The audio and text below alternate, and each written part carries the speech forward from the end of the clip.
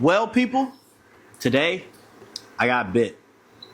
What did I get bit by? It's about a 14-month-old Cane Corso mix, or Cane Corso mix, as you can say. Everybody, my name is Stan Smith from Iron Sharp K9, and we're going to tell you kind of how to avoid these things. And it's very, very important that you socialize your dog.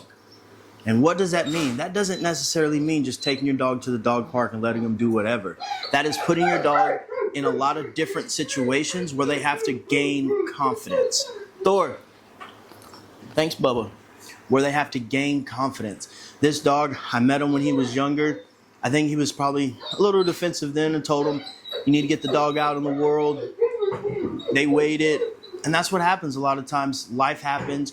You don't socialize your dog. You don't take him out. You don't expose them to a lot of different situations. And then they become really, really defensive. And he dropped off on Friday. Today's Tuesday. And over the weekend, we just try to buddy up with him. I would get him out, walk him around. I'd put him in the pen. He'd go to the bathroom. We'd walk around a little bit more, and then I let him chill. Feed him. Didn't ask him to do anything. Didn't ask any commands. I just wanted to buddy up with him. And he just was very insecure.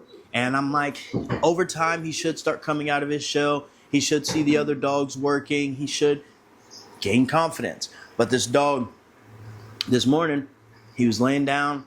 And I looked at him. He didn't really show signs of any like insecurities or anything. So I'm like, oh, he's gaining some confidence. Let me see. So I reach in to grab his slip lead, and I had a slip lead on him already because he was a little squirrely from the very beginning. Thor, it's okay. He was a little squirrely at the very beginning, so I had a leash on him because I didn't want to take any unnecessary chances. I didn't want to have to be reaching over his head, trying to put a leash on, anything like that. So I went and reached for it, and there was no growling. There was no signs that he was going to do it. He just struck. And it wasn't necessarily a full mouth bite. It was a very defensive bite. It was more like a bam, get away from me. And he got me on my finger, and he just sat in the back, and he just looked. And you can tell he's terrified. And I'm going to get some B-roll footage after I talk right here.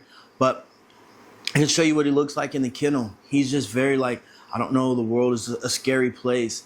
And if you guys are getting these defensive and guardian breeds, it is very, very important that you socialize your dog. And that doesn't mean just taking him to a dog park and letting him do whatever. That means taking him out, showing him how to be in different environments. And if they are having these negative behaviors where they're growling or they're being standoffish at people, you have to show them a better way to be. So it is an investment to invest in training. And I would suggest if you are getting these powerful breeds and you've never owned them before, or it's even been a while since you've owned these dogs, contact a trainer in your area. And no, every dog trainer in your area is not going to be the best, but see what they have to say. Take what they have to say and apply it to your life. If it makes sense, do it. If it doesn't make sense, contact somebody else. Make the investment in you and your dog because you're going to have a better dog because of that. If not, there's going to be accidents that happen. And again, this could have been worse. If I would have done something or if I would have panicked or whatever it was, he could have came and nipped again, or it could have been a lot worse. Socialize your dogs, getting them out in the world. And we're going to start doing some different socializing series about building the dog's confidence. The first one, as you guys know, is getting the dogs on obstacles when they are young. Build the relationship between you and the dog. The next thing is taking them out to places. Take your dog in the world. Home Depot is one of my favorite places.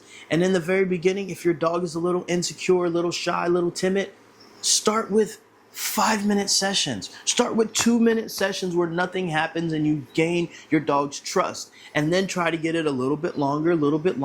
And sometimes don't even go inside. Just stay on the outside. Let a couple people walk by. Have some treats. Reward your dog. But you have to teach your dog that the world is not a place where they have to be on edge. They don't have to be super defensive. And if you are trying to get a protection dog, it is even more important that your dog is exposed to various people, various sounds, various things, various floors, various heights.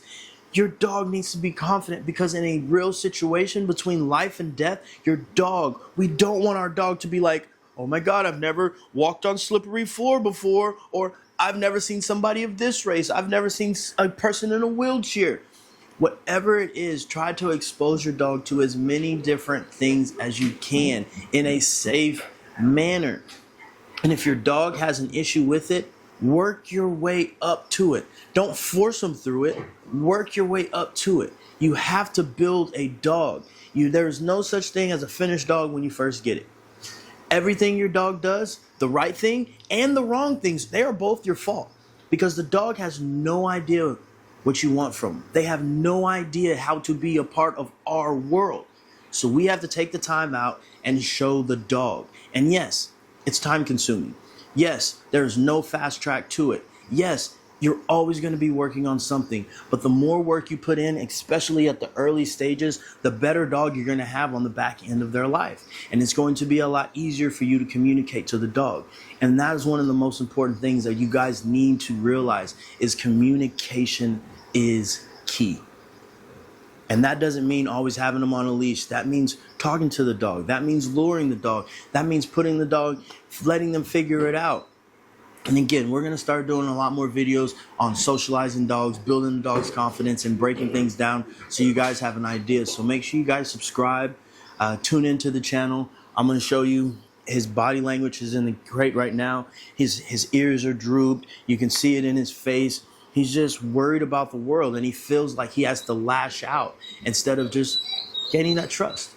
And it's going to be a process. So now with the people, we're going to do a board and train or private sessions with them. We're going to come out, show them some different things, try to build a dog's confidence, and develop a line of communication. So the dog's not so worried and feel like he has to lash out.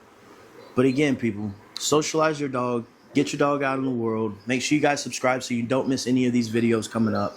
And again, just stay tuned, stay safe, stay sharp. Make sure you don't get bit. And just take care of your dog, man. He's on the defensive.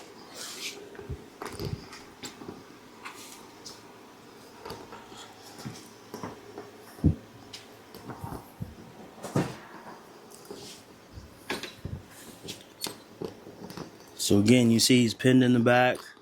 It's okay, Bubba. But he's real stiff. He's watching every move.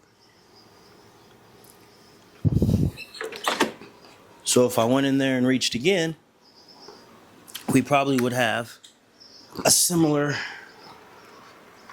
occurrence. Ooh, let me zoom out that. We probably would have a similar occurrence like we did earlier. So again, like I told the people, we're gonna have to come, do some private sessions, build the dog's confidence up, and we're gonna show them how to communicate. Because a dog like this, he's not gonna learn in a scared mindset. He's not gonna learn in this state. You see, he's not eating. Food is a big motivating factor. And if you're working with a dog and they're not eating, they're not comfortable. They're nervous. And this dog's probably a foodie. So it's going to be a process to build. But again, the importance of socializing your dog, getting them out in the world, contact a trainer, go out, go to do some group classes, some public sessions, even if it's just 1 or 2 sessions. It will help you. But you have to invest in your dog. As always, people, make sure you subscribe, stay tuned, stay safe, stay sharp. Just take care of your dog, man. So then we're going to compare and contrast 2 14-month-old Corsos. Again, this is one. He's real standoffish, real skittish. You see him trying to get away. If you reach for him, he flinches a little bit. Just then, I don't know if you can see it on there, but as soon as the door closed, he came up. Versus Thor, on the other hand, look at Thor. He wants to come out. He has some manners. You reach for him. He's like, oh my gosh, yes. And Thor's a 14-month-old Corso. But he was socialized, exposed to a lot of different stuff. Good voice. Back. So again, people, if you are working with these dogs,